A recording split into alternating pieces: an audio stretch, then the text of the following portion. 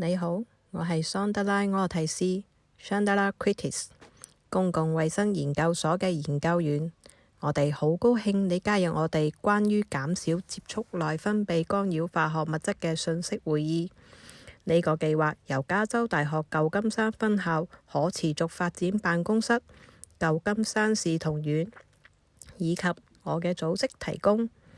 我哋嘅目標係幫助孕婦和新手父母減少接觸有問題嘅內分泌干擾化學物質或 EDC。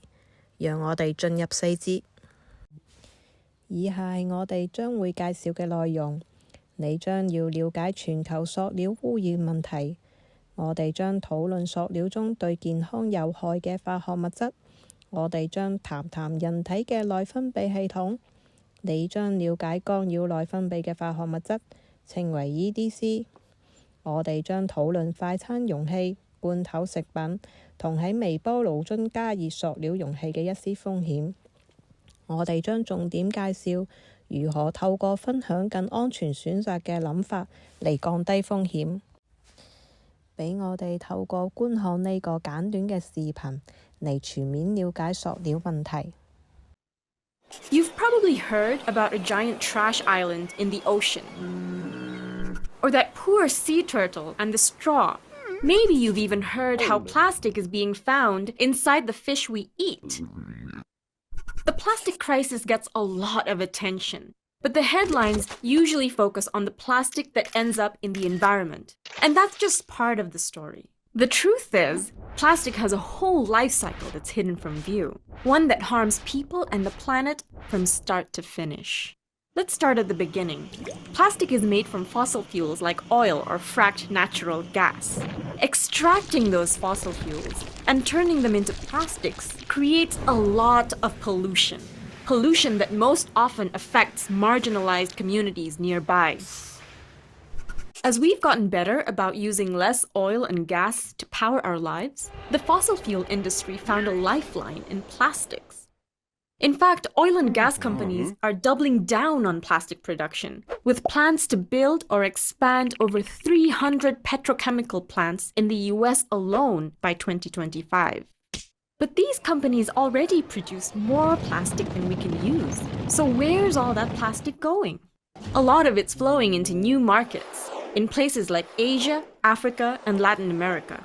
Because more than any other product category, plastic isn't driven by the demand for it, but by the supply. Corporations like Unilever, Nestle, and Procter & Gamble are aggressively marketing single-use plastic products around the world. These companies go to places like Indonesia, where I live, and push their products onto communities that just aren't prepared to deal with all that plastic. Maybe they're used to using natural packaging. Maybe they live on a tiny island without a system of waste collection. And on top of that, countries in the global north are shipping their own plastic waste into these countries too. When you add that all up, it's no wonder so much of this plastic ends up in the environment. And globally, that's where a whopping 32% of plastic packaging ends up. 40% goes to a landfill, where plastic just piles up for future generations to deal with. And 14% is incinerated. Incineration is a nasty business, producing toxic smoke and fly ash. These super expensive facilities depend on plastic to burn everything else. It is oil and gas after all. So they want to see more plastic, not less. Then there's recycling. Unfortunately, it's not the solution that many people think it is. Just 14% of plastic packaging gets recycled, and only 2% is effectively recycled, meaning it becomes something as useful as before. The rest is downcycled into something worse. And most recycled plastic is only recycled once, before ending up in landfills, incinerators, or the environment anyway. So it turns out that we can't burn, bury, or recycle our way out of this problem. And we can't just scoop all that plastic out of the environment either. That's like trying to bail out a bathtub with a teaspoon while the tap is on full blast. So how about we turn off the tap by shutting down the plastic machine? That means passing policies that create systemic change. Like phasing out the single-use plastics that pollute the most. ending the fossil fuel subsidies that are fueling big plastic, and holding companies responsible for the plastic waste they create. That's how we can achieve our vision of a zero-waste future, where all of our products and packaging can be reused or repaired, effectively recycled or composted, and ultimately how we create a sustainable, circular economy that works for both people and the planet. Visit storyofplastic.org to learn more.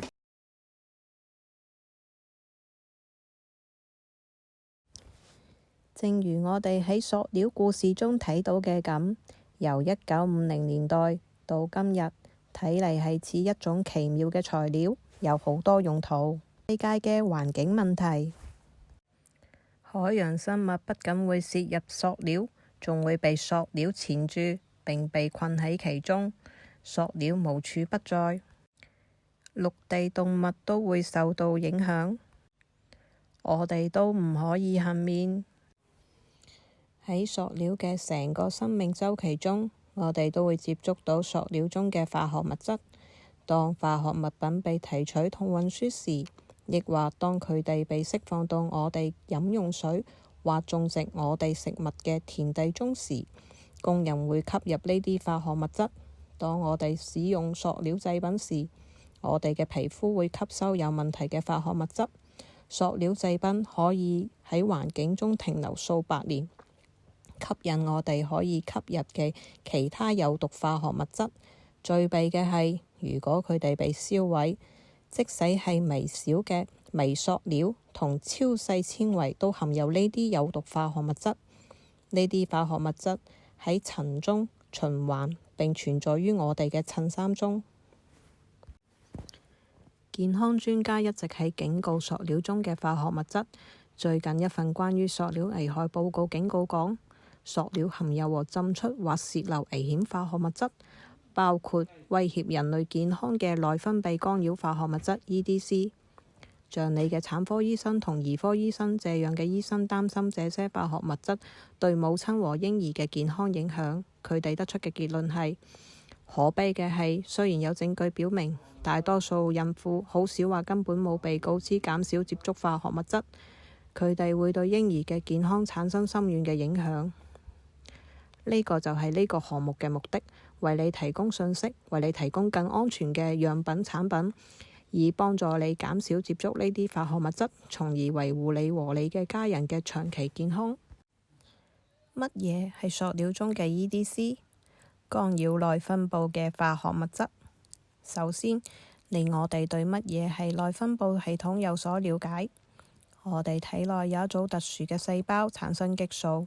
呢啲激素係調節我哋身體嘅每個過程嘅化學信使，從我哋嘅心跳、溫度同呼吸，到生長到發育。內分泌系統甚至可以調節你幾時分娩同埋母乳餵養 BB。天然內分泌化學物質可能會喺好多方面受到外界化學物質嘅干擾，從而令佢哋偏離正軌。當佢哋受到干擾時，佢哋會導致各種健康問題。呢啲非天然化學物質或化學物質嘅混合物可以模仿或者阻斷或者干擾人體天然激素嘅工作方式。俾我哋觀看呢個簡短嘅視頻，以了解更多信息。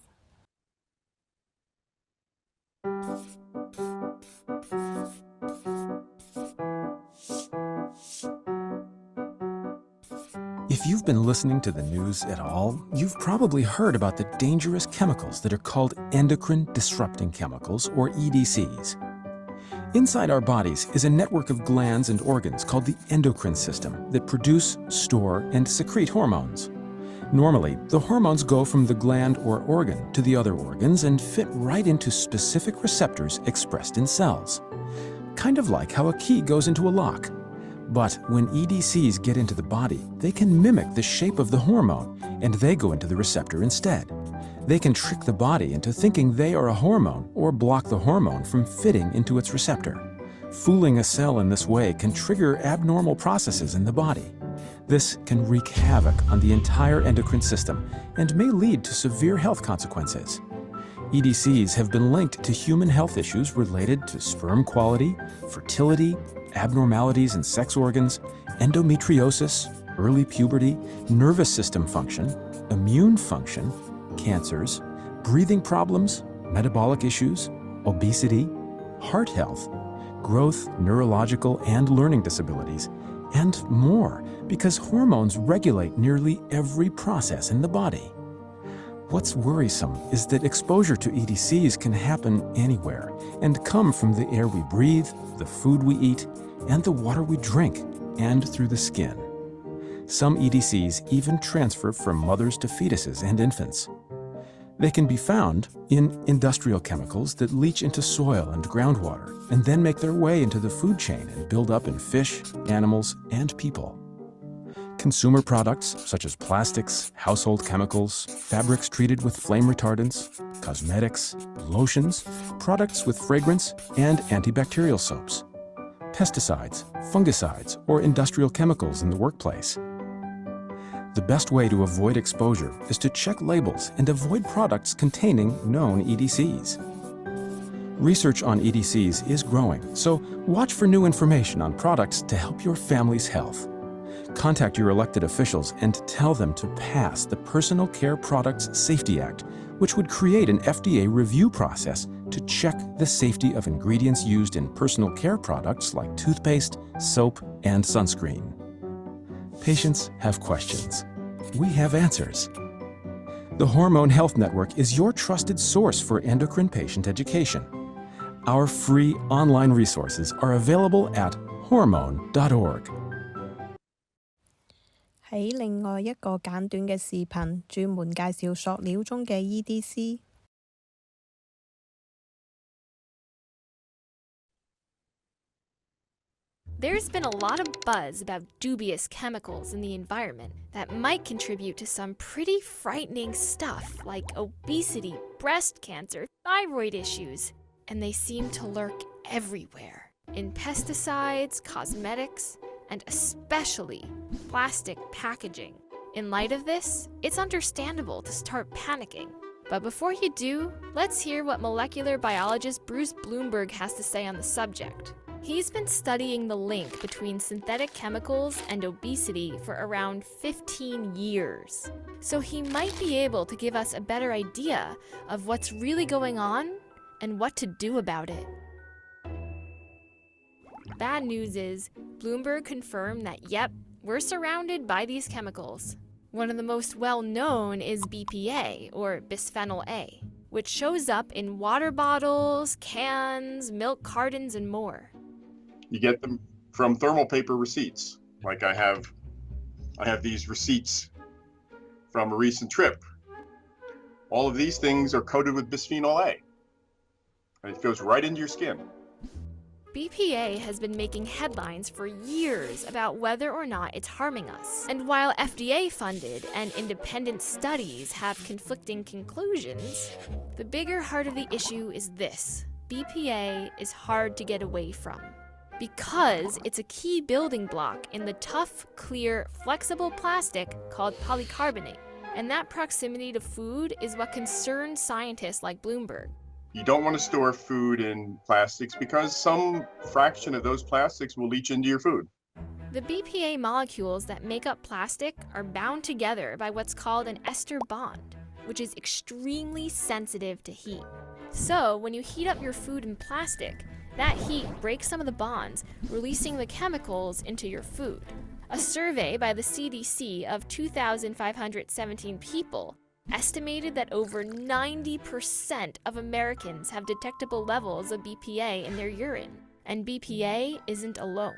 Phthalates, which make plastic flexible, can also leach into food when heated. And reviews of hundreds of studies have linked BPA and phthalates to heart disease, obesity, and type 2 diabetes. Not to mention, a 2015 review linked phthalates with impaired neurological development in children, which in 2018 prompted the American Academy of Pediatrics to announce that families should avoid plastic food containers entirely. And other studies on animals like mice and monkeys have shown that these chemicals can lead to problems in the lungs, brains, and reproductive organs. This is about the time someone like me would probably panic. But there are ways you can avoid these chemicals. Bloomberg suggests it's best to just stick to heating your food in anything but plastic. Now, quick aside, BPA-free plastic containers aren't the answer, because research suggests that BPS and BPF, the most common replacements for BPA, might have similar effects on your body. Instead, opt for replacements like ceramic or glass containers. You have to do the best you can, and it makes sense to me to do the things that give you the most return for the least effort. And here's the best part. Once you reduce exposure, those chemicals slowly leave your body. As Bloomberg says, they're stored in fat cells, which eventually die and ultimately leave your system. Don't stress about it, right? Do your best and make conscious choices to improve things. Rethink Plastic 係我之前與兒童健康與發展研究嘅研究人員進行嘅一項試點研究。自1950年代以嚟，佢哋一直跟蹤接觸有毒環境化學物質嘅孕婦及其子女、孫仔孫女，而家甚至仲有啲曾孫，超過5萬人。佢哋了解到接觸環境化學物質會增加患癌症同其他疾病嘅風險，唔單止對女性，而且影響佢哋後幾代人。喺我哋嘅 Rethink Plastic 研究中，我哋表明透過告知好似你咁樣嘅人，佢哋可以降低風險。就係我哋與你嘅目標。我哋知道你希望為你嘅寶寶創造最健康嘅條件。我哋接觸呢啲有問題嘅內分泌干擾化學物質 EDC， 大約80%嚟自我哋嘅飲食、購物方式以及製作同儲存食物嘅方式。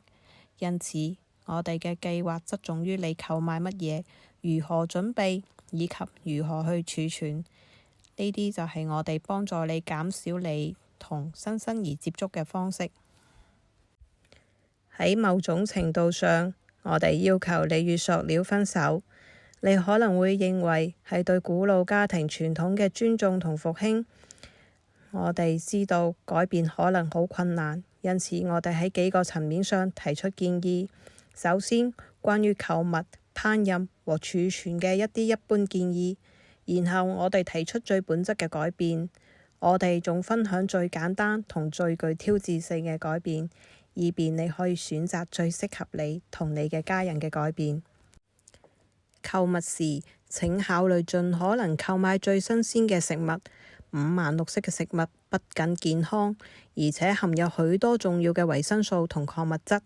購買散裝食品而唔係扮喺膠袋中，以幫助保護環境。考慮重複使用你購買嘅東西，例如可以清洗和重複使用嘅玻璃罐，佢哋非常適合儲存各種食物，由堅果同隔夜餸到麵粉同大米。如果你買一個不鏽鋼水樽，你只花一次可能要花$20。如果你每日買一個$1嘅塑料水樽，持續1年，你將花費超過$350。購物時好容易做出嘅改變係避免徒手處理紙質收據。正如視頻所指出嘅，收據上可能含有雙酚 A 或 BPA， 可以迅速透過皮膚吸收。如果你確實觸摸咗呢啲收據，請盡快用番梘同水洗手，唔好用洗手液，咁會令到你嘅皮膚吸收更多嘅化學物質。你可以做出嘅最具挑戰性嘅購物改變係減少外賣同快餐。大多數外賣食品都係用塑料儲存、準備或者包裝嘅，即使係可堆肥嘅容器，其內層中都可能含有害嘅化學物質，以防止洩漏。多買啲散裝新鮮嘅生果同蔬菜，而唔係扮喺膠袋或者罐頭度。你將幫助拯救環境，並減少你接觸其中有害嘅 EDC。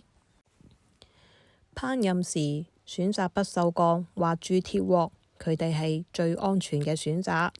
用木製或不鏽鋼器皿去攪拌，雖然不黏嘅炊具非常吸引人，但大多數炊具中都含有問題嘅化學物質，例如特氟龍。喺微波爐中加熱食物時，避免使用保鮮膜冚住餐具，上面嘅另一道菜果效果會好好。你可以做出嘅最重要嘅烹飪改變係，當你喺微波爐中加熱食物或飲料時，始終將佢哋放入玻璃或者陶瓷容器中。呢點非常重要。切勿在塑膠中加熱食物，塑料中嘅化學物質會滲入食物中。即使容器話佢微波爐安全嘅，但事實並非如此。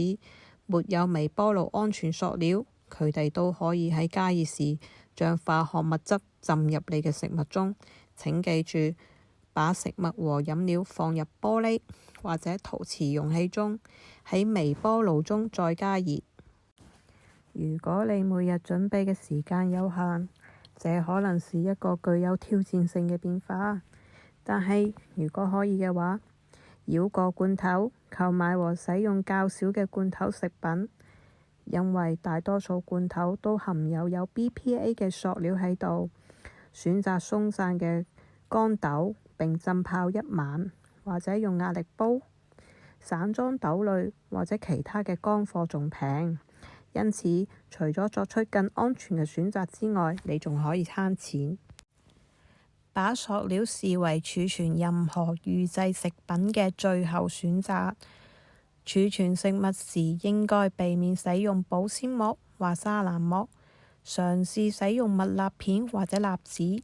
將膠水樽或者其他飲料留喺熱車度，會導致化學物質浸出流入飲料中。當你儲存食物時，要做出嘅基本改變係永遠唔好將熱食放入塑膠容器中。熱量令塑料中嘅化學物質洩流到食物中，讓佢先冷卻到室溫。冷食可以放入塑膠容器中，但玻璃或者其他選擇總係更安全。如果玻璃容器有塑料蓋，請等到食物冷卻至室溫後再蓋上蓋子。儲存食物時最容易作出嘅改變係將食物存放喺玻璃、陶瓷、木材或者食品級嘅不鏽鋼中。即使你有洗碗機，亦都要用手去清洗塑膠容器或者器皿。洗碗機中嘅熱量會導致塑料中嘅化學物質浸出到其餘嘅餐具上面。儲存食物最具挑戰性嘅改變可能係由於成本。如果你可以選擇玻璃罐中嘅物品而唔係塑膠罐，你將能夠重複使用佢哋嚟儲存、供應、飲用冷凍嘅或者係加熱嘅食物。以下係你可以採取邊啲措施嚟減少你和寶寶接觸 EDC 嘅簡要總結。使用玻璃或不鏽鋼水和嬰兒奶瓶。切勿在塑膠容器中用微波爐加熱食物。將食物存放喺玻璃或者陶瓷容器中。唔食罐頭食物和飲料。減少外賣或快餐。多食家常菜同新鮮生果同蔬菜。選擇蠟紙、蜜蠟覆蓋物或者其他更安全嘅選擇，而唔係保鮮膜。我哋鼓勵你與他人分享你學到嘅有關更安全選擇嘅知識。我哋希望幫助確保你和你嘅家人在嬰兒成長過程中嘅長期健康。如果你有任何問題，請話俾我哋知。感謝你今日參加我哋嘅會議。